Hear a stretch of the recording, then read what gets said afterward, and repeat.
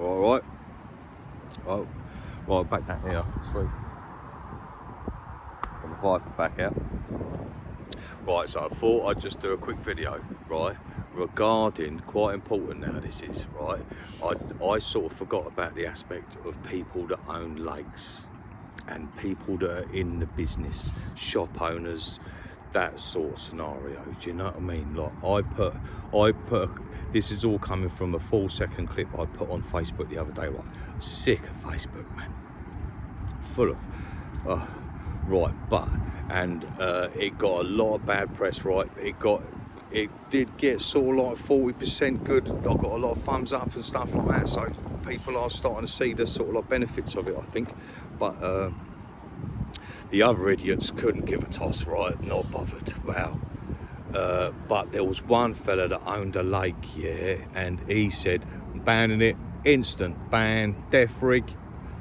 Death rig? Death rig. Too much metal. You got one hook and a bit of line, technically. It's the only metal you got. Halfway. Anyway, right. Regarding the fact that he owns a lake, right, I didn't take that into consideration when I brought out the rig, right? And I just wanted to clarify how safe I believe it actually is, right? Now, for me to do that, do you know what I mean? I'll tell you a little bit about myself first, just so you don't think, I don't want you thinking I sort of started this, I started fishing like a year ago or anything, and I've just sort of like come up with a stupid idea, right? I'm 48, right? I've been fishing like 40 years, 39 years, lived over Frimley, luckily enough, fished over there all my life, grew up with some of the best carp anglers in the world, man, do you know what I mean? Moved over to Yately as I grew up, sort of thing, do you know, became a bailiff over there, Match Lake, nursery, you know, fell in love with the place. A few years on that side, then made the jump across, started fishing the Split Lake, the car park lake, the Split Lake. I had some cracking fish out there, because that was when I first sort of started. That was a long time ago, that was years ago, man, but that was when I first sort of started fishing the margins. I found a nice little spot just in the margins, right, just by accident. Nicked sort of like 4 fish in the first night, so I thought, there we go, nice. Then I moved, stayed there for a long time. Then I moved on to the car park, and there's a place in the car park, like it's out of bounds, can't fish it. I think it's called the Snags or the Jungle or something like that. Man, I used to go there, right? I used to like get in the car park with one gear, walk to this place, right, and I was just blown away. Like 50 pounders just sat there. And I didn't fish, honestly. It sort of opened my eyes up how beautiful it was to just watch them for a long time. So then it started getting a bit crowded over there for me. I sort of, you know, I done what I had to do in a way. I was very busy elsewhere as well. And then I started fishing, I started guesting for a long time. I found myself a nice little water over in Newbury.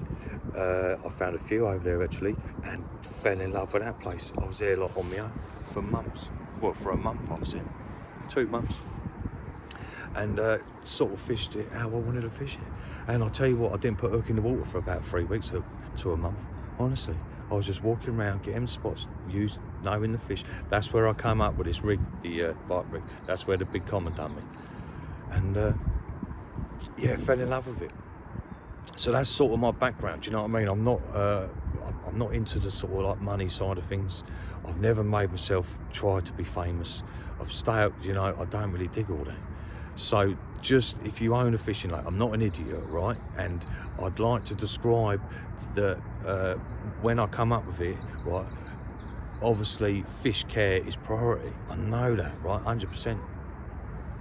And whilst I was working it all out, you know, I sort of done the equations prior to fishing it, do you know what I mean? You sort of do, don't you, as an angler? You have to adapt and stuff like that.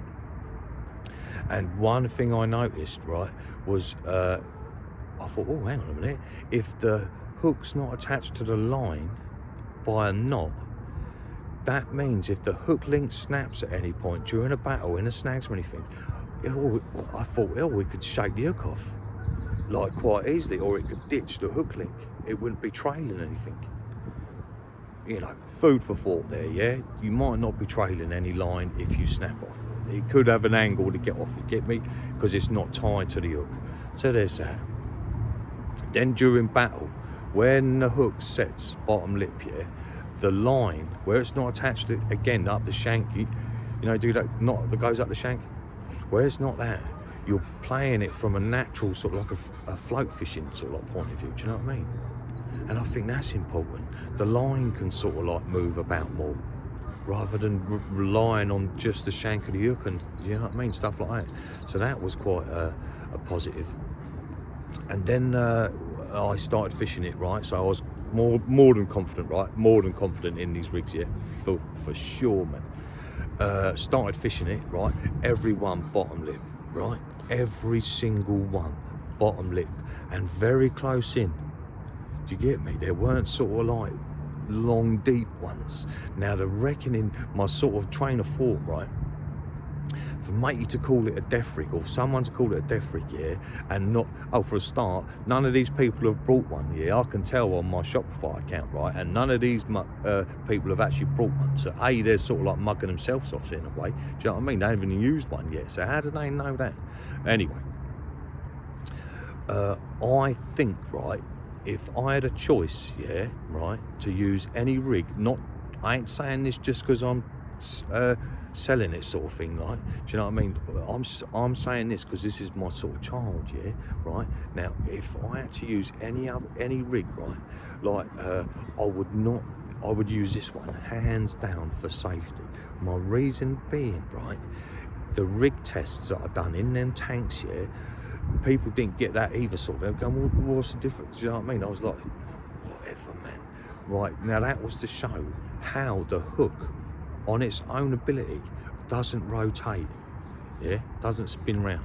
Right, so now dig this, yeah. Now, if you're fishing, let's say you're fishing a 3-inch chod, right, a 3-inch chod rig, yeah, or a 2-inch popped up on like a braid rig, yeah, something popped up, right.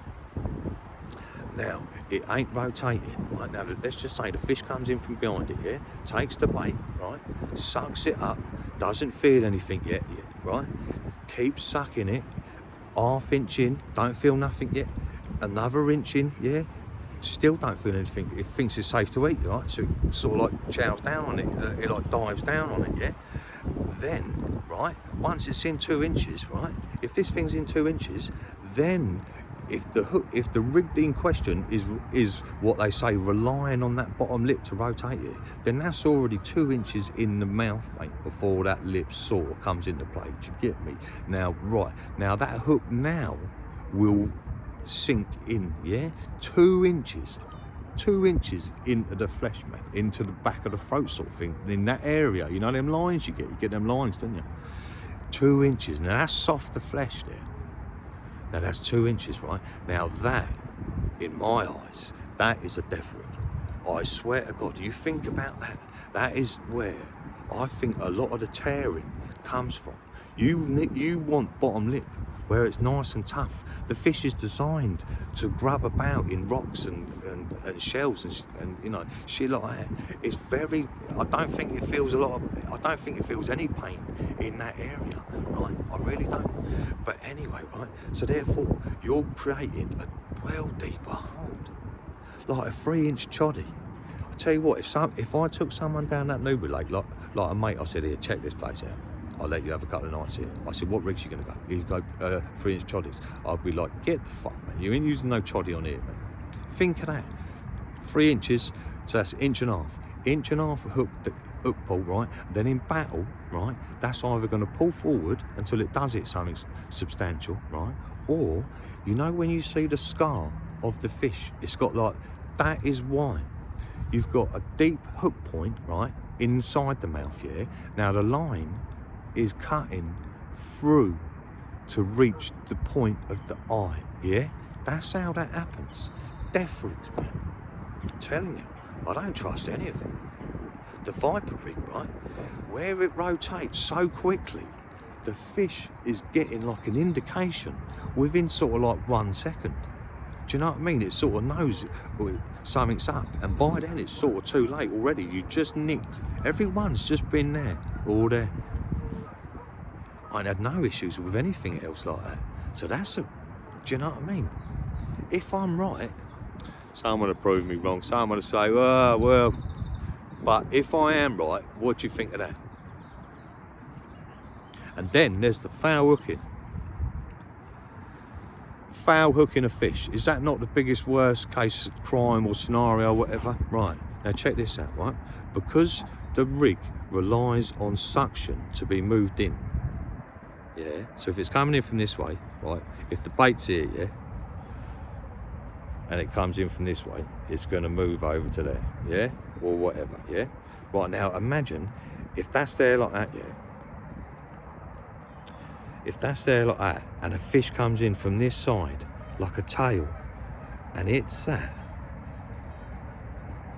yeah, it's going to move out of the way of the fish. Whatever pushes it over, if it gets pushed over, the hook will rotate to whatever way it's pushing, as if it's being sucked from this side. Do you know what I mean? Mate, you won't foul hook a fish with this. Death rig. What a laugh. Safest rig on the market. I'd put my money on this. Safest rig on the market. Now, if that don't make sense, right, and you do own a lake or whatever, and you're still not sure, give me a call, right? I'll send over a packet for free, like, just so you can check it out. But that does make sense about the tearing of the mouth. This is so aggressive. It comes round straight away, within a second. Again, heavier lead down here. All that wafter stuff. I don't really dig it. Yeah. Anyway, peace out, right? I'm out of here, man. I'm gonna catch me a fish. Oh, so yeah, I'm going to the show tomorrow at Stoneleigh, and I'm going to meet matey that owns the lake that I was speaking to last year, very good friend, and I'm going to have a chat with him. And yeah, man. So yeah, just dig it, man. Just food for thought, right? Food for thought. I ain't trying to change the world here. It's just food for thought. If you want good hook rotation and bottom lip every time, this might be the rig for you. If you don't, if you're happy with your rig, carry on, man. I don't want to know about it, right? Happy days, do you know what I mean? So what? That's about it, really. Yeah, so anyway, I'm going to love you and leave you. And if you're at the show tomorrow, man, come over and help. Oh, you ain't going to read this by the time you get there, are you? Right. You might do. I'll bang it on a night. Come over, man. Check it out. See what I'm on about the hook holds and all that. It's pucker, man. It's all good. Smell you later.